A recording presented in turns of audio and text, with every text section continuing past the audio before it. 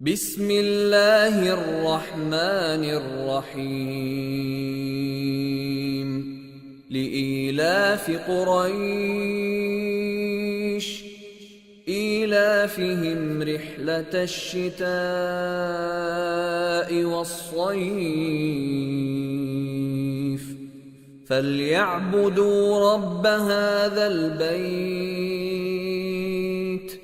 الذي أطعمهم من جوع وآمنهم من خوف۔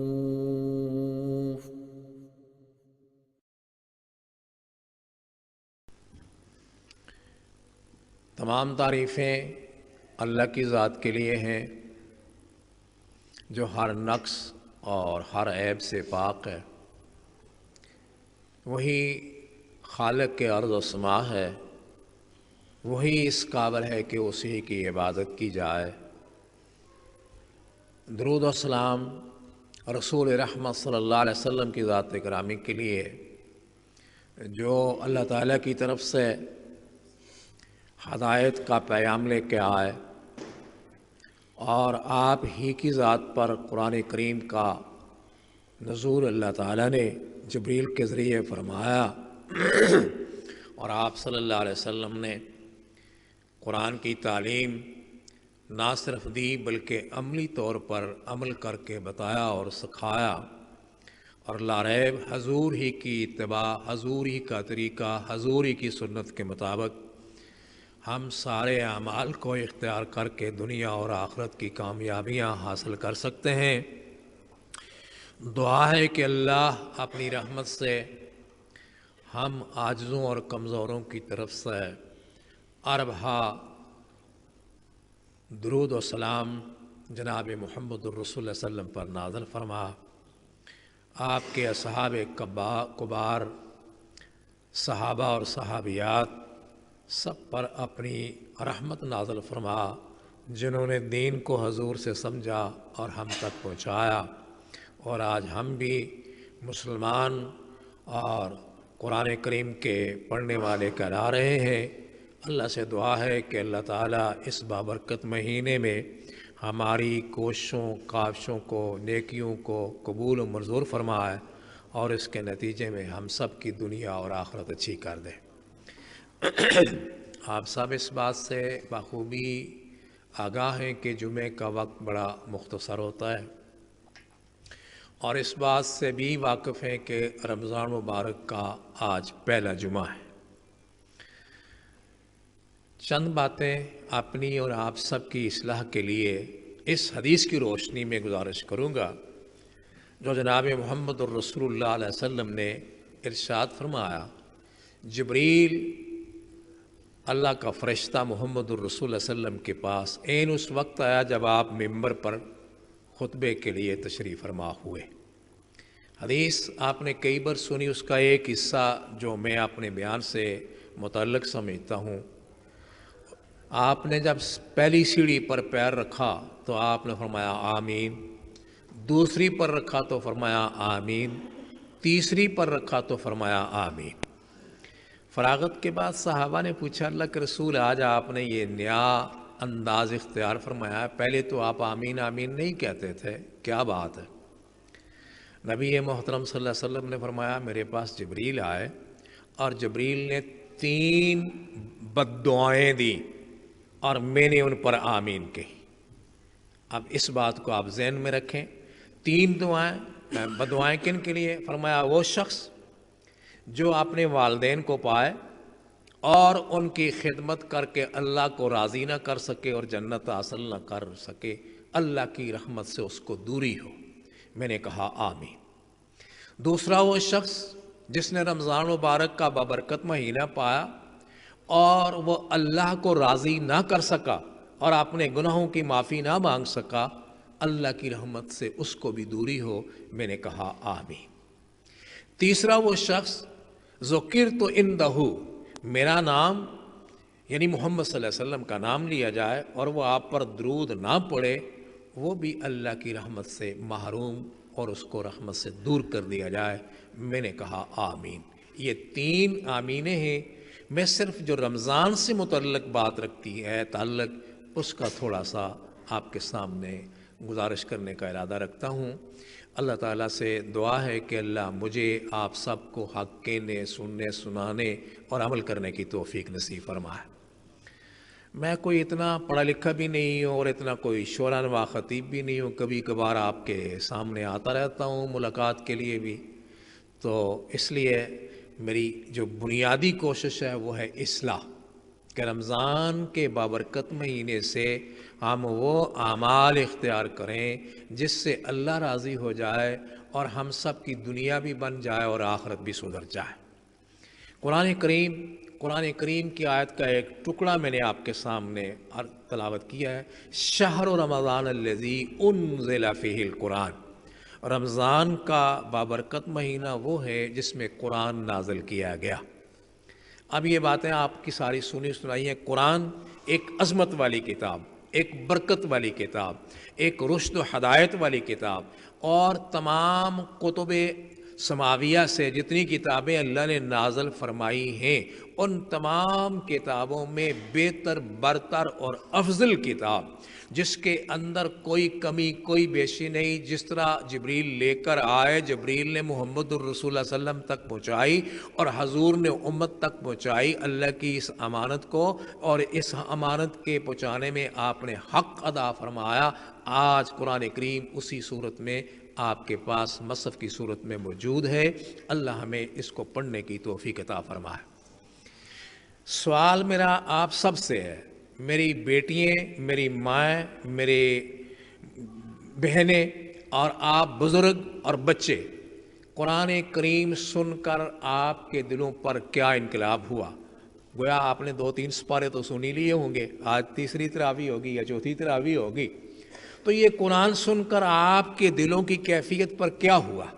کچھ انقلاب آیا، کچھ تبدیلی ہوئی، یا جہاں سے چلے تھے وہاں ہی ہیں؟ یہ ہے میرا روئے سخن جو آپ سے میں کہنا چاہتا ہوں۔ قرآن سن کر تبدیلی آنی چاہیے، اگر تبدیلی نہیں آئی تو اس کا معنی یہ ہے کہ ہماری سماعت میں، ہمارے عمل میں، ہمارے قول و کردار میں خرابی ہے۔ اگر ہم اس کو دور کر دیں تو یہ اتنی پرتاثیر کتاب ہے کہ جو اس کو سنتا ہے اس کے اندر انقلاب آ جاتا ہے۔ یہی وہ تاثیر تھی جو محمد عربی علیہ السلام نے ان لوگوں کے سامنے پیش کی جو اجڑ تھے، جو جہاں کی خرابیاں ان کے اندر پائی جاتی تھیں، لیکن قرآن سنتے گئے اور برائیاں چھوڑتے گئے۔ نتیجہ یہ ہوا کہ اللہ کی رحمت کے اس قدر قریب ہو گئے کہ اللہ نے فرمایا میں ان سے راضی، یہ مجھ سے راضی۔ تو یہ تبدیلی جو ہے کیسے آ سکتی ہے؟ آپ قرآن سنتے ہیں، سننے کے ساتھ ساتھ اس پر تدبر، غور و فکر کرنا ضروری ہے۔ صحابہ کے اندر کیا کمال تھا کہ وہ سنتے تھے، غور کرتے تھے اور اس پر عمل کرتے تھے۔ میں چند مثالیں آپ کے سامنے صحابہ کی رکھوں گا، جس سے باقی نتیجہ آپ پر ہے کہ آپ صحابہ کی زندگیوں کو اور اپنی زندگیوں کو کتاب و سنت کی روشنی میں خود اس پر غور کریں کہ کہاں کہاں کمزوری ہے، کہاں کہاں خرابی ہے۔ اگر آپ اصلاح کی غرض سے، نیک نیتی سے کوشش کریں گے تو اللہ کا وعدہ ہے جو میرے دین کے لیے محنت اور کوشش کرتے ہیں میں ان کے لیے راستے آسان کر دیتا ہوں۔ پہلی حدیث حضرت محمد الرسول اللہ نے فرمایا، خیرکم من تعلم القرآن وعلمہ، تم میں سے بہتر وہ شخص ہے جو قرآن سیکھتا ہے، سکھاتا ہے، وہ بہتر شخص ہے۔ اب سوال یہ ہے کہ کیا ہمیں بہتر بننا چاہیے یا نہیں بننا چاہیے؟ ہر ایک کی کوشش یہ ہونی چاہیے کہ ہم اللہ کی نگاہ میں بہتر ہوں۔ پھر حضور نے فرمایا، مَن یُرِدِ اللَّهُ بِخَیْرٍ یُفَقِّهُ فِی الدِّینِ، اللہ جس کے ساتھ خیر چاہتے ہیں، بھلائی چاہتے ہیں، عزت دینا چاہتے ہیں، اللہ اس کو دین کی سمجھ عطا فرماتے ہیں۔ اب یہ ہم سب کے ذہن میں ہے، یہ ہمیں سمجھ ہے کہ قرآن رمضان کے مہینے میں نازل ہوا اور اس کے پڑھنے میں، اس کے سننے میں اللہ کی رحمت میسر آتی ہے اور گناہ معاف ہوتے ہیں۔ ایک لفظ پڑھنے سے 10 نیکیاں ملتی ہیں، 10 گناہ معاف ہوتے ہیں اور 10 درجے اللہ کی رحمت کے انسان قریب ہوتا ہے۔ اگر پورا قرآن سن کر وہ ان چیزوں سے محروم رہا تو پھر یقیناً یہ بات قابل غور ہے، قابل فکر ہے کہ خرابی ہے۔ اور جو آپ قرآن سنیں گے اللہ کیا فرماتے ہیں؟ فرمایا مومنین کے سامنے جب قرآن پڑھا جاتا ہے اذا تولیت علیہم آیاتہ زادتہم ایمانا، جب وہ قرآن سنتے ہیں یا پڑھتے ہیں تو ان کے ایمانوں کے اندر اضافہ ہوتا ہے، ان کے ایمانوں کے اندر تازگی پیدا ہوتی ہے۔ اور یہ جو 11 مہینے کا زنگ لگ جاتا ہے نا دل کو، کمزوریاں اور کوتاہیاں ہوتی ہیں، اس رمضان کے مہینے میں ہر ایک کی کوشش ہوتی ہے کہ یار جمعہ ہم نے پڑھنا ہی پڑھنا ہے، نماز بھی پڑھنی ہے۔ میری دعا ہے اللہ آپ کو پکا نمازی بنائے، اور یہ صرف رمضانی نمازی نہ رہیں بلکہ دائمی نمازی بن جائیں۔ یہ قرآن کے انقلاب لانے کا یا آپ کے سماعت فرمانے کا اثر ہوگا کہ اگر آپ پکے نمازی بن جائیں۔ میری دعا ہے اللہ سب کو پکا نمازی بنائے۔ تو ان کے ایمانوں کے اندر اضافہ ہوتا ہے، اور یہی وہ خوبی تھی جو صحابہ کے اندر پائی جاتی تھی۔ مثال کے طور پر صحابی کا نام ہے عبداللہ بن عمر رضی اللہ تعالیٰ عنہ۔ یہ قرآن کے پہلے حافظ نہیں تھے، شوق بڑا تھا، حضور کے ساتھ بڑی محبت تھی، محنت کی قرآن کے حافظ بن گئے۔ اللہ سے دعا ہے اللہ ہم سب کو قرآن یاد کرنے کی توفیق نصیب فرمائے۔ قرآن کے حافظ ہو گئے، اب محبت قرآن کے ساتھ اور قرآن کے دیے ہوئے جو پیغامات تھے اس پر عمل کرنے کے لیے، اللہ کو خوش کرنے کے لیے جو ان کی محنت ہے، جب قرآن کے مکمل حافظ ہو گئے تو یہ پوری رات کھڑے ہو کر پورا قرآن ختم کرتے تھے۔ آپ ذرا اندازہ، ہمارا قیام اگر حافظ صاحب 2 رکعتیں لمبی کر دیں تو ہم گھڑی دیکھتے ہیں، اگر کوئی ٹوک لمبی ہو جائے تو ہم گھڑی دیکھتے ہیں کہ مولوی صاحب خطیب صاحب نے وقت تو لے لیا۔ ٹھیک ہے، وقت کی پابندی ضروری ہے، ہم بھی کوشش کریں گے کہ آپ کا وقت زیادہ نہ لیں، لیکن اس پر آپ دیکھیں کہ صحابہ کا قرآن کے ساتھ کیا تعلق ہے۔ عبداللہ بن عمر رضی اللہ تعالی عنہ قرآن کا جب حفظ مکمل فرما لیتے ہیں تو ساری رات کھڑے ہو کر قرآن کریم کی تکمیل فرماتے تھے، اور پھر آنکھوں میں آنسو اور دل میں خوف ہوتا تھا، اور ان کے سامنے محمد الرسول اللہ کی سنت تھی کہ حضور جب تلاوت فرماتے تھے تو خشیت الہی سے آپ کی آنکھوں سے آنسو بھی نکلتے تھے، اور آپ کے سینے سے خشیت الہی کی وجہ سے گڑگڑاہٹ ہوتی تھی، جس طرح ہنڈیا چولہے پر کھولتی ہے کا عزیز المرجلی، یوں حضور رویا کرتے تھے قرآن کریم کی تلاوت کرتے ہوئے۔ کیا ہمارے اندر رونا آتا ہے؟ کیا ہمارے دل کے اندر وہ نرمی آتی ہے؟ تو بہرحال عبداللہ بن عمر رات ساری قیام کرتے ہیں اور رو رو کر اللہ تعالیٰ کو راضی کرتے ہیں۔ بات پہنچی محمد مصطفیٰ صلی اللہ علیہ وسلم تک۔ آپ نے فرمایا عبداللہ جوانی ہے، جوانی میں تو ایک رات میں ایسا کر لے گا، لیکن اندازہ یہ ہے میں اللہ سے امید کرتا ہوں کہ اللہ تیری عمر میں برکت دے، عمر لمبی ہو، اگر یہ دائمی عمل تو کرے گا تو کنٹینیو تو اس کو نہیں کر سکے گا۔ اس طرح کر کے مہینے میں ایک قرآن ختم کیا کر، 1 سپارہ روز کا پڑھا کر۔ حضرت عبداللہ کہنے لگے یا رسول اللہ میں تو زیادہ طاقت رکھتا ہوں۔ فرمایا میں تو 20 دن میں بھی ختم کر سکتا ہوں۔ آپ نے فرمایا اس کو اور کم کر، یہاں تک کہ آپ نے فرمایا پھر اس کو 20 دن میں، کہا یا رسول اللہ میں اور زیادہ طاقت رکھتا ہوں، میں اس سے زیادہ پڑھ سکتا ہوں۔ پھر فرمایا آپ ایسا کریں کہ 7 دن میں قرآن کریم کو ختم کیا کریں۔ کہا یا رسول اللہ میں اور زیادہ طاقت رکھتا ہوں۔ فرمایا نہیں، اسی پر آپ قائم رہیں، اس لیے کہ 7 سپارے 7 دنوں میں قرآن کریم کا جو آپ تک مکمل کریں گے تو اس میں تدبر ہوگا، غور و فکر ہوگا، ایک ایک آیت پر آپ کی توجہ مبذول ہوگی، اور نتیجہ یہ نکلے گا کہ روحانیت میں اضافہ ہو جائے گا۔ کیا یہ چیز ہمارے اندر پائی جاتی ہے؟ عقبہ بن عامر رضی اللہ تعالیٰ عنہ بڑے خوش آواز تھے، بڑا خوبصورت قرآن پڑھتے تھے، جس طرح ہمارے یہ خطیب صاحب ہیں آپ کے بہت خوبصورت قرآن پڑھتے ہیں۔ دعا ہے اللہ ان کو صحت کاملہ عاجلہ عطا فرمائے، اللہ ان کے علم اور عمل میں برکت دے۔ یہ جو آواز ہوتی ہے یہ اپنے اختیار میں نہیں ہوتی، یہ اللہ کی دین ہے۔ تو بڑا خوبصورت قرآن پڑھتے تھے۔ ایک دن حضرت عمر نے کہا عقبہ تھوڑا قرآن سناؤ۔ ہمارے اندر بھی یہ جذبہ ہے کہ اچھے قرآن پڑھنے والے قاری کے پاس بیٹھ کر کہیں تھوڑا قرآن سناؤ۔ یہ تبدیلی لانے کا، تغیر اپنے دل کے اندر لانے کا سبب ہوتا ہے قرآن کو سننا۔ تو حضرت عمر رضی اللہ تعالیٰ عنہ جو خود حافظ قرآن ہے فرماتے ہیں عقبہ قرآن سناؤ۔ اب عقبہ نے قرآن سنانا شروع کیا، چند آیات پڑھی، حضرت عمر کی آنکھوں سے آنسو جاری ہو گئے۔ راوی بیان کرتا ہے کہ یہاں تک روئے کہ لہیا یعنی داڑھی سے آنسو گر کر زمین پر گرنے لگے، اور عمر کے جسم پر کپ کپی طاری ہو گئی اللہ کے قرآن کی سماعت سے۔ یہ وہ چیز تھی جو انقلاب اور تاثیر پیدا کرتی تھی۔ پھر اسی پر بس نہیں، صحابہ کی اگر سیرتوں کا آپ مطالعہ کریں تو آپ کو بڑی بڑی خوبصورت چیزیں ملیں گی۔ ایک صحابی ہیں جن کا نام تھا عباد بن بشیر، وہ مشہور تھے صحابہ کے اندر کہ یہ قرآن کا دوست ہے، اتنی تلاوت کرتے تھے عباد بن بشیر۔ میں کچی باتیں نہیں کرتا ہوں، یہ اتھینٹک حدیث آپ کے سامنے رکھ رہا ہوں۔ عباد بن بشیر صحابہ کے اندر مشہور تھا کہ یہ قرآن دوست ہیں۔ ایک دن اتفاق ایسا ہوا، ایک لڑائی ہوئی جس کو غزوہ ذات الرقاع کے نام سے حدیثوں کے اندر آپ سنتے ہیں۔ محمد مصطفیٰ صلی اللہ علیہ وسلم اس کے اندر بنفس نفیس موجود ہیں۔ واپس آئے تو واپسی پر ایک جگہ قیام کیا، تو نبی علیہ السلام نے رات گزارنے کے لیے چوکیدار کے لیے ارشاد فرمایا، میں یحرسنا، تم میں سے کون ہے جو ہماری رات کی چوکیداری کرے گا یعنی پہرا دے گا؟ تو عباد بن بشیر کھڑے ہو گئے اور ساتھ ہی عمار بن یاسر کھڑے ہو گئے، دونوں، ان کا آپس میں رشتہ بھی تھا، دونوں کھڑے ہو گئے، یا رسول اللہ ہم رات کو پہرا دیں گے۔ اب صاحب جب پیرے کا شارٹ کرتا ہوں بات، جب پیرے کا وقت شروع ہوا تو حضرت عباد بن بشیر حضرت عمار بن یاسر سے کہتے ہیں کہ میرے بھائی رات کو ہم نے پہرا دینا ہے، تم پہلے حصے چوکیداری کرو گے یا آخری حصے میں؟ تو حضرت عمار بن یاسر کہنے لگے کہ میرا معمول ہے زندگی کا، اس لفظ کو نوٹ کریں، معمول ہے، کنٹینیو، میں رات کو قرآن پڑھتا ہوں، پہلے تھوڑا سوتا ہوں اور آخری حصے میں قرآن پڑھتا ہوں۔ کیا ہمارے اندر بھی یہ بات ہے؟ اللہ پیدا فرما دے۔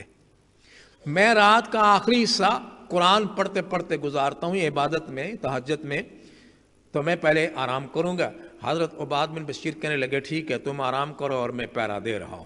اب پیرا دیتے دیتے خیال آیا کہ کیوں نہ میں اس وقت کو اللہ کی یاد کے اندر لگا دوں۔ وضو کیا اور نفل نیت لی اور قرآن کی تلاوت شروع ہو گئی۔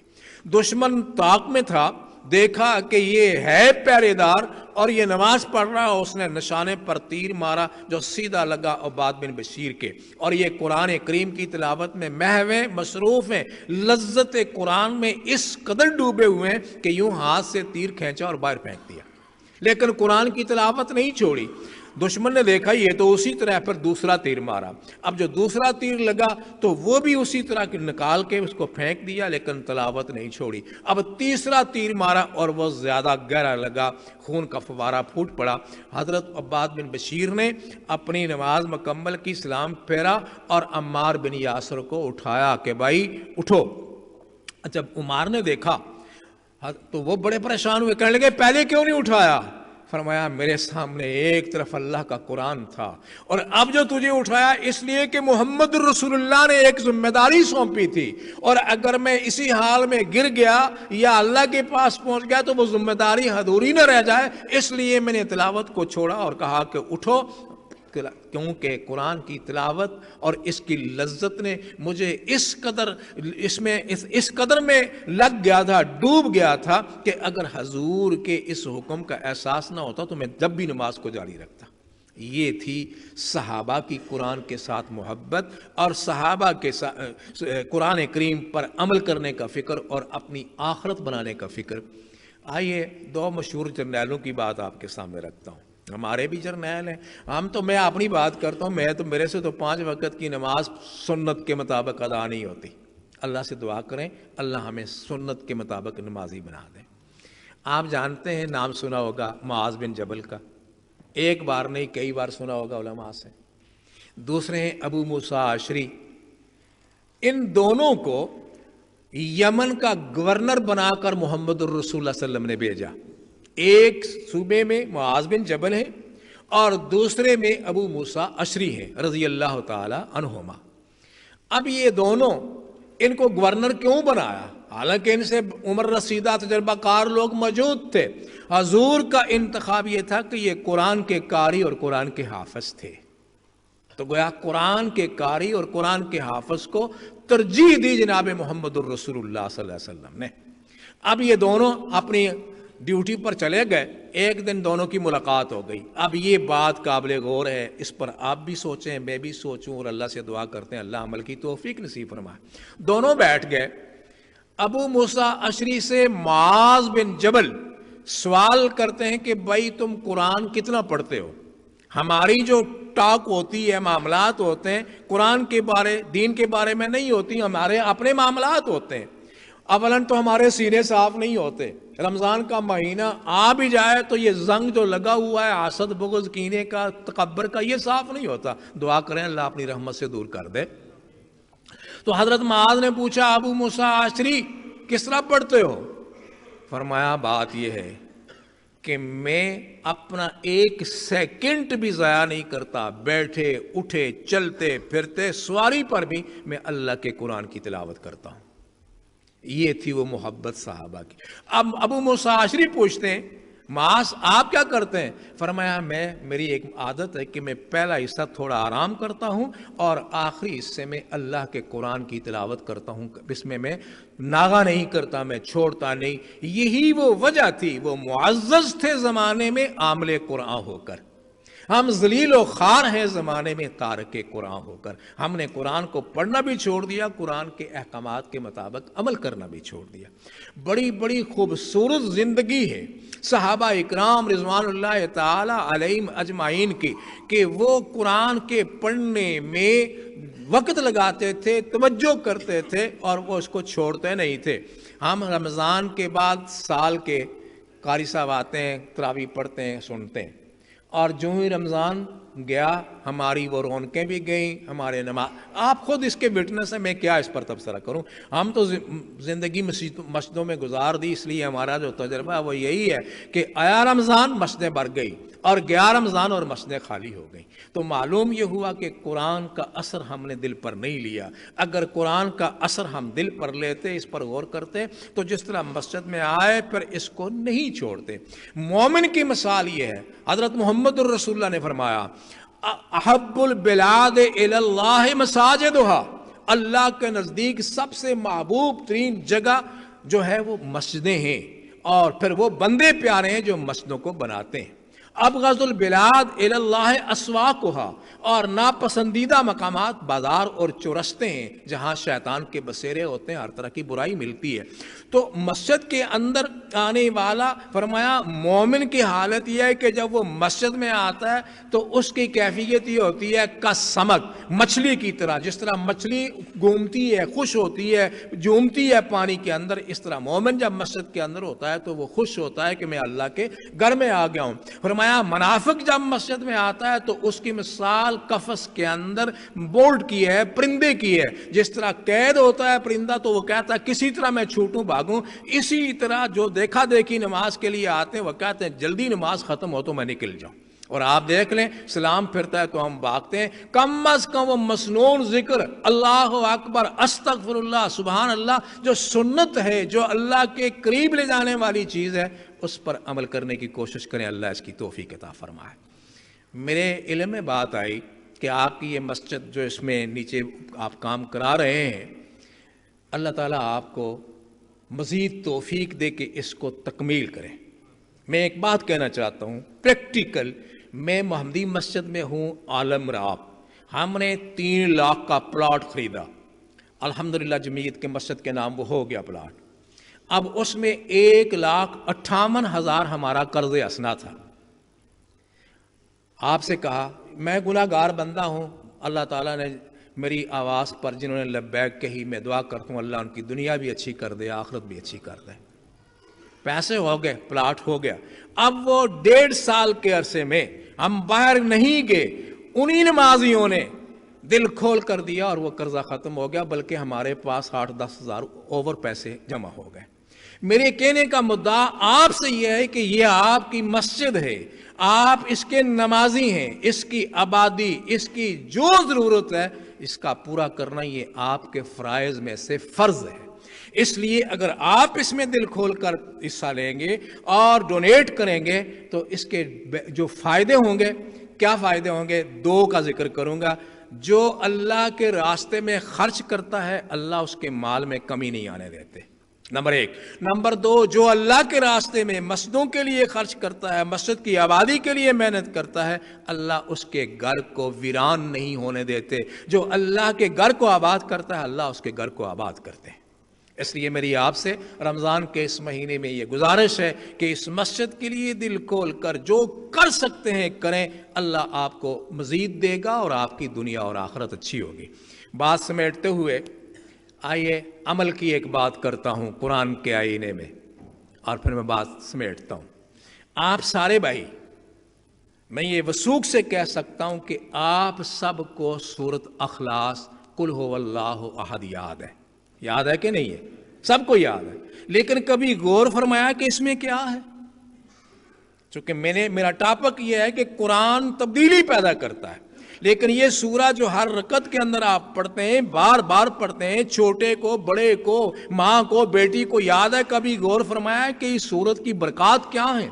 اگر اس پر غور کریں اور عمل کریں تو دنیا بن جائے گی۔ میں 2-3 باتیں آپ سے عرض کرتا ہوں۔ محمد الرسول اللہ صلی اللہ علیہ وسلم نے فرمایا، حضرت ابو درداء راوی حدیث ہے، فرمایا میں تمہیں یہ کہتا ہوں کہ 10 سپارے، 10 جز جو ہیں 10 یعنی پارے، یہ روز کو پڑھا کریں۔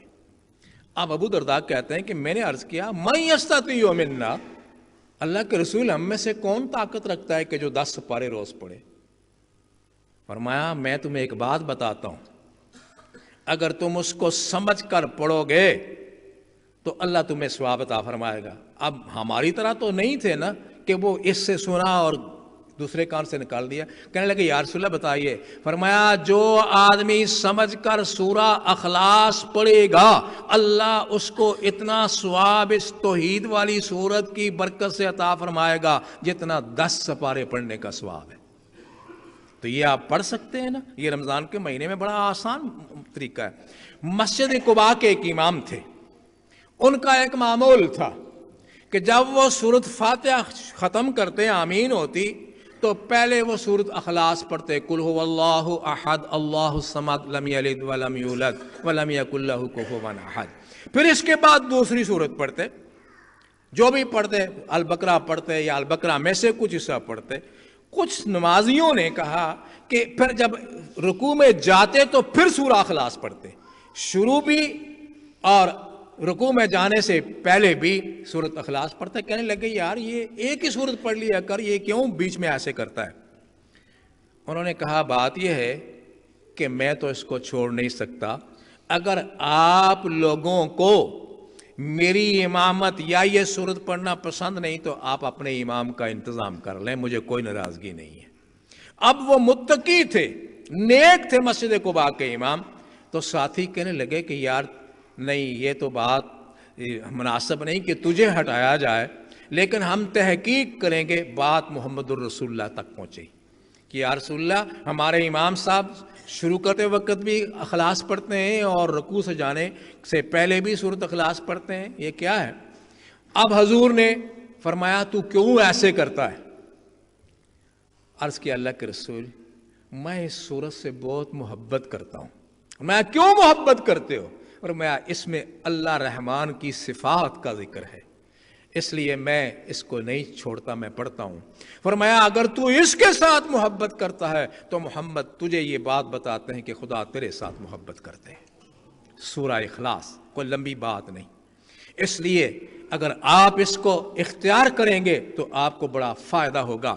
حضرت عائشہ راوی حدیث ہے، فرماتی ہیں کچھ لوگوں نے شکایت کی محمد الرسول اللہ کی خدمت میں کہ ہم ایک دوسرے ساتھی تھے، وہ بھی امامت کرتے تھے، لیکن وہ کنٹینیو ہر رکعت کے اندر سورہ اخلاص ختم کرتے تھے، جو بھی سورت پہلے پڑھی لیکن آخر میں وہ پڑھتے تھے۔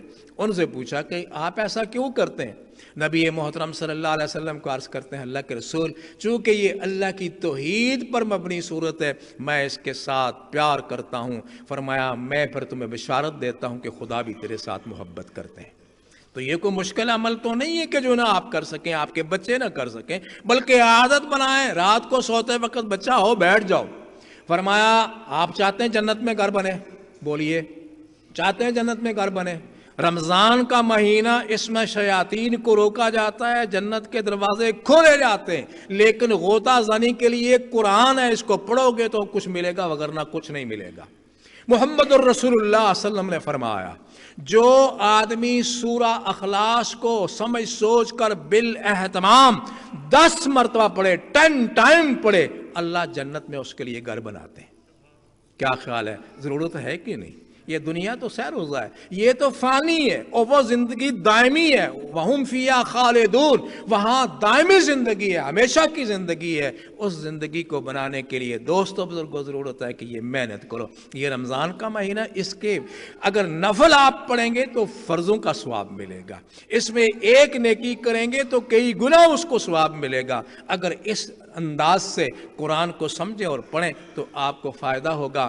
یہ وہ قرآن ہے جو شہر رمضان الذی انزل فیہ القرآن، جس کو اللہ نے رمضان کے مہینے میں نازل فرمایا، اور یہی مفہوم ہے من صام رمضان ایمانا و احتسابا غفر لہ ما تقدم من ذنبہ، جو سمجھ کر اللہ کی رضا کے لیے اپنا احتساب کرتا ہے، اپنا محاسبہ کرتا ہے کہ میرے سے کیا کوتاہیاں ہوئیں، اور جو ہوئیں ان کو چھوڑتا ہے اور آئندہ کے لیے نہ کرنے کا اللہ سے وعدہ کرتا ہے، توبہ کرتا ہے، فرمایا اللہ اس کے پہلے گناہ معاف کر دیتے ہیں۔ یہ چند باتیں تھیں جو میں نے اپنی اور آپ سب کی اصلاح کے لیے عرض کی ہیں۔ اللہ سے دعا ہے کہ اللہ مجھے آپ سب کو عمل کی توفیق عطا فرمائے۔ اقول قولی ھذا استغفر اللہ لی ولسائر المسلمین۔